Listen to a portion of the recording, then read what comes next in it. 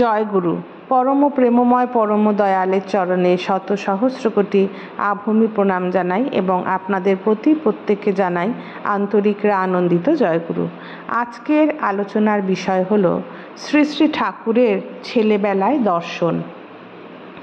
কথার ছলে একদিন তিনি ছেলেবেলায় তার যেসব দর্শন হতো তার কিছু কিছু উল্লেখ করে বলেছিলেন, একটা পয়েন্ট এবং ইনফাইনিট এক্সপানশন একই জিনিস যেন লাগে। দেখলাম একটা অ্যাটম, সেটা ঠাস করে ফেটে চিরাচির হয়ে ওর ভেতর থেকে মিলিয়নস অফ স্মলার ইলেকট্রনসের মতো বের হতে শুরু করেছে। সেগুলোর অ্যাট্রাকশন ও রিপালশন আছে বলে তার ভেতর দিয়ে নানা রূপে দানা বাঁধতে শুরু করেছে। সেগুলি আবার যেন অরিজিন করেছে তার থেকেও ছোট দানা থেকে, সেগুলি আবার যেন অরিজিন করেছে তার থেকেও ছোট দানা থেকে, যেন একটা সাব ইলেকট্রন। সেই ছোট পয়েন্টের মতো দানাটাও আবার ঠাস করে ফেটে গিয়ে সেখান থেকে millions and millions of smaller hyper electron বের করে চরাচরকে ব্যক্ত করে ফেলল। এইভাবে ভাঙতে ভাঙতে শেষে গিয়ে একটা দানা থাকলো, সেখান থেকেই সমস্ত জগতের উৎপত্তি। শ্রী শ্রী ঠাকুর এইখানটায় যা বলেছেন একবার আলোচনা করি। প্রথমেই তিনি বলেছেন একটি পয়েন্ট এবং ইনফাইনিট এক্সপানশন, মানে একটা পয়েন্ট, একটা বিন্দু এবং ইনফাইনিট এক্সপানশন, সারা পৃথিবীব্যাপী যে পরিব্যাপ্ত একটা জিনিস, মানে একটা বিন্দু এবং সারা পৃথিবীব্যাপী পরিব্যাপ্ত জিনিস, এই দুটোর মধ্যে তিনি কোনো পার্থক্য খুঁজে পান না। এই দুটো বিন্দু এবং পৃথিবীময় পরিব্যাপ্ত জিনিসটি যেন তার কাছে একই মনে হয়।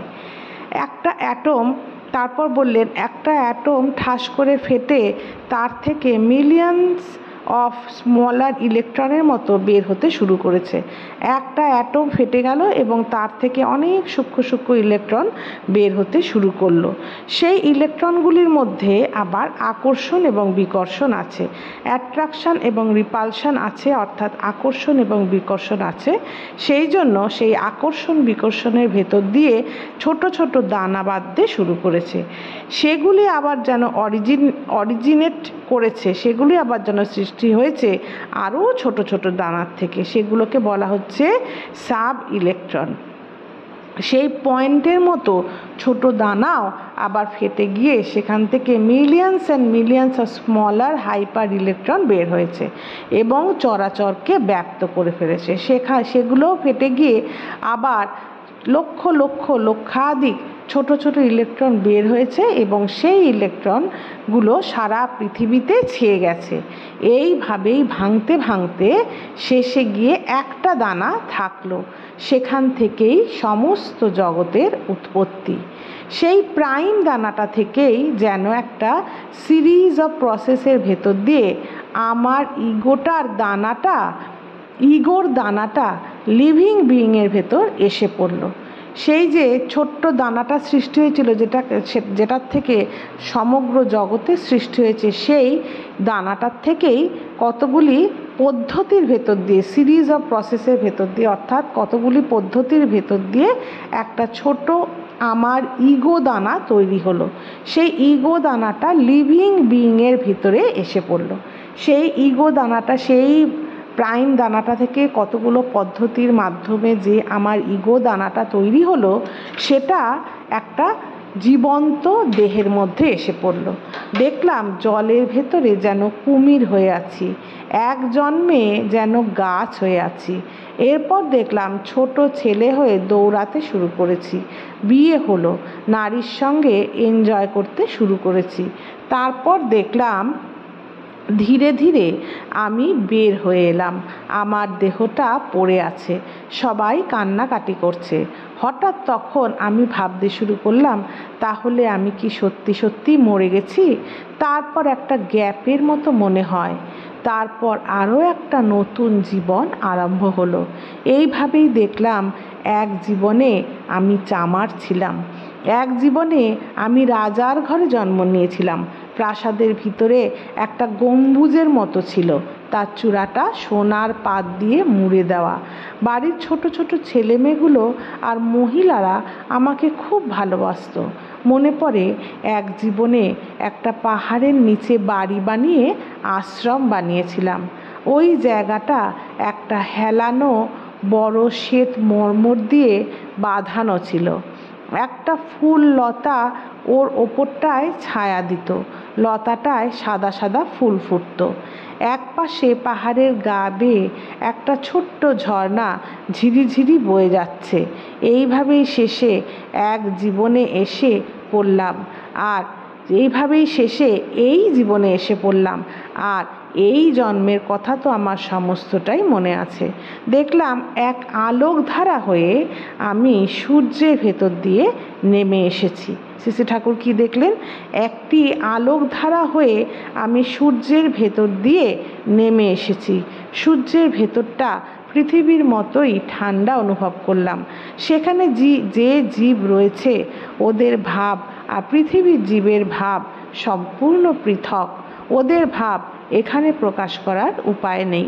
ওদের সঙ্গে এখানে কোনো কমন অবজেক্ট পাই না, তাই ওগুলো যে কীরকম তা মন দিয়ে প্রকাশ করা কঠিন। সূর্যের ভেতর দিয়ে যখন এলাম, জ্যোতির পাহাড়গুলো চোখে পড়ল, আর সেগুলোকে পজিটিভ বলেই মনে হলো, কারণ সেগুলো যেন নিজে নিজেই জ্যোতিকণা, অনবরত চারিদিকে বিকীর্ণ ও বিচ্ছুরিত হচ্ছে। তারপর কত যে গ্রহ উপগ্রহের ভেতর দিয়ে নেমে এলাম। আমি নেমে আসার সময় ওখানকার অধিষ্ঠাত্রী দেবতারা কত যে স্তব স্তুতি করছিল, সেসব শুনে ওদের ছেড়ে আসতে মন চাইছিল না। আস্তে আস্তে এক জায়গায় দেখলাম 5টা তারা। তার মধ্যে একটা কেন্দ্রে অবস্থিত, বাকি 4টা একেবারে কেন্দ্রের কাছে আসছে, আবার কেন্দ্র থেকে সরে যাচ্ছে। নভমণ্ডলে সমস্ত গ্রহই নিজের নিজের সূর্য কেন্দ্রের চারিদিকে ঘুরছে। শুধু এখানেই তার ব্যতিক্রম দেখলাম। এই গ্রহগুলি যখন ওদের কেন্দ্রের দিকে আসে তখন ওদের রং লাল, আর যখন দূরে সরে যায় তখন রং নীল হয়ে যায়। ওদের এই অদ্ভুত গতিভঙ্গিমা তখন আমার মনোযোগ বিশেষভাবে আকর্ষণ করেছিল বলেই সেই সব কথা এখনও আমার স্মৃতিপটে উজ্জ্বল হয়ে আছে। এরপর মাতৃগর্ভে ইন হলাম। জানি নামই আমার বেসিস, তাই মাতৃগর্ভে থাকতেই আমি নাম করছিলাম। জন্মের পর দেখলাম প্রসূতি ঘরের বাতিটা টিম টিম করে জ্বলছে, আর আমি যেন কয়েকটা নারীর প্যাচের মধ্যে জড়িয়ে পড়ে আছি। মাতৃগর্ভ থেকে ভূমিষ্ঠ হওয়ার সঙ্গে সঙ্গেই হেসে ফেললাম। নাড়ি কাটার পর মা যখন গরম সেক দিচ্ছিলেন তখন যেন আমার ভালো লাগছিল না, খুব কষ্ট হচ্ছিল। আমি কেঁদে ফেলেছিলাম। একটু বড় হওয়ার পর ছোট ছোট হাত পা দিয়ে এদিক ওদিক করতাম। একটা শেফালি ফুলের গাছ ছিল, ওখানে ধরে ধরে উঠেছিলাম। খুব ছোটবেলা সব সময় হাতে একটা লাঠি নিয়ে থাকতে খুব ভালো লাগতো। সেই জন্য সবাই আমাকে আদর করে গাড়োয়ান বলে ডাকতো। এরপর বড় হতে হতে এই অবস্থায় এলাম। এর মধ্যে যেন গ্যাপ নেই। From beginning to end a series of process চলছে। কিন্তু যখন যে স্টেজে থাকি তখন সেই স্টেজ অনুযায়ী ফিলিং অ্যান্ড থটস মডিউল হয়, এবং রিলেটিভ টু দ্যাট স্টেজ সেইটুকুই দেখি। আজ তবে এতটুকুই থাক। জয় গুরু। সবাই ভালো থাকবেন, সুস্থ থাকবেন। বন্দে পুরুষোত্তমম।